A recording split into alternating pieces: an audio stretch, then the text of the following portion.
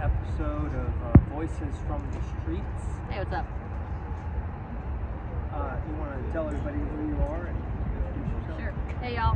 What's up? I'm Melanie. I am 27 years old, and I've been homeless off and on in Nashville for about 6 or 7 years now. So, Melanie, we were talking yesterday, and we were talking about how you actually have a pretty good job. You work with kids. Yes, I work over at the Vanderbilt Children's Hospital, and I'm a mental health technician over there. Yeah. So I work with kids who are on the autism spectrum. I also work with children who have schizophrenia, depression, stuff like that. So, I used to work with autistic children. I used to teach an autistic class. I worked at the Arc of the Shoals in Alabama. Oh, wow. I've heard good things about it. Yeah, it's a great thing, but I probably would have been in your situation had at the time I had not been married and had double income. Right. So your situation, I think, as we explore some of the causes of homelessness, and a lot of people have misconceptions, I would say, about why, it's definitely an individual case, but you're caught somewhere in the between. You don't make enough money to get help, but you don't make enough money to afford a place, right? My credit score is also pretty fair, but they don't think it's high enough as well. Right. So that also puts me at a complicity as well. Yeah. It's complicated for sure. So, if you don't have 600 credit score or better, and Right. if you're not poor enough to qualify for HUD or for vouchers, Income restrictions as well. yeah. It's also been an issue for me also. So, that's a big problem with a lot of folks down here, right? There's For sure. quite a few people working down here. Oh yeah, there are. I know some of there's one fella down here who pays child support, who Yes. works all the time. Yes. All his money goes to child support, so he's down here. So, we're a Christian organization. And of course, lots of folks have different beliefs down Yeah. here. But I always like to be encouraging, and I like to share my faith with folks. Yeah. And also for folks on here who are watching, I was talking with Miyagi yesterday about there's a lot of conversation right now in society about we have two polar opposites. We have victimization, where people feel like they're the victim all the time and, and they're crippled by it. But we also have folks who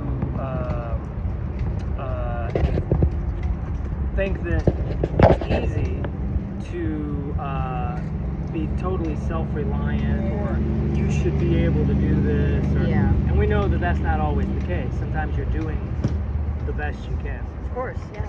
So there's an interesting verse that I wanted to read. It's from Galatians 6, and it's verse 2, chapter 6. It says, "Bear ye one another's bear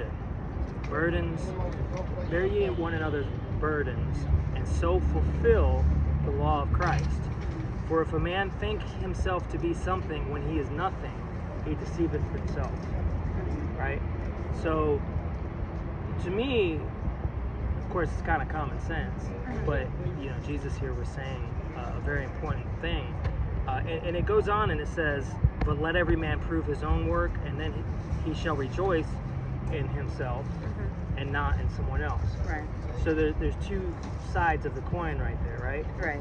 There's the I'm going to do this for myself as much as I can, but there's also the side of not only holding folks accountable for what they can do and them doing it, but we are accountable for bearing each other's burdens, helping people to the next step, right? What I like to see it is a human decency, and this is also something I learned not only out here but through work.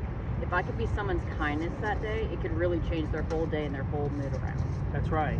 And sometimes you look at our society is built on the backs of a lot of folks who barely make enough money to pay bills, or they have to work all the time, 2 or 3 jobs, which you have leaves them no time for family stuff, and the discussion can be had of how that should change. Right.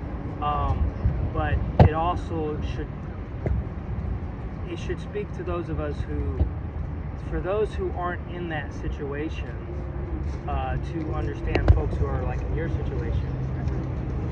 When you see somebody who's struggling, it's not just because they're not doing what's right. You are actually helping.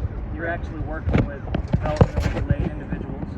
You're accomplished in a lot of ways. You're doing a job that most people wouldn't do, right? Yeah. Do you have a degree in what you do? Or I have an associate's degree.